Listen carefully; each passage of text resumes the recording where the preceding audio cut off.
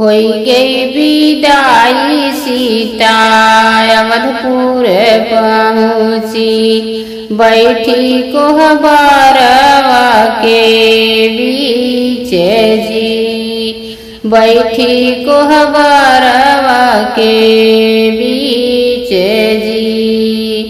निहुरी सीता छुई सासू के पाँव, भरे मुख सासू देया शीस जी, भरे मुख देया शीस जी। जियत बना रहा है सीता तोहरा मांग के सिंदूरवा, बना रहा है सोरहु सिंगार जी, बना रहा है सोरहु सिंगार जी।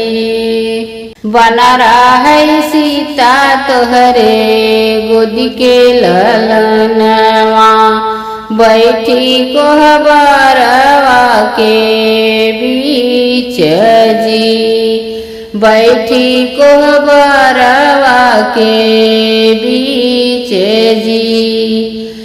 तू तो शिशु ससु आपन नाती, और ससुर जी के पूत जी, और ससुर जी के पूत जी। एक नया शिशु सासु हमारा वीरनवा, जे आहे हमारा दुलारा जी, जे आहे हमारा दुलार जी।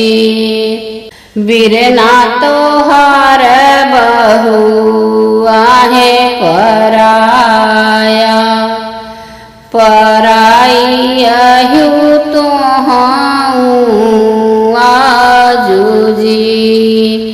जे दिन बहू जियत बाप महतरिया, ते दिन नैहर तोहार जी।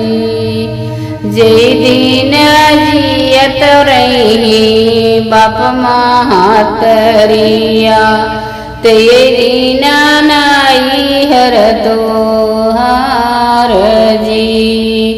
भयल विदाई सीता अवधपुर पहुँची, बैठी कोहबरवा के बीच जी, बैठी कोहबरवा के बीच जी।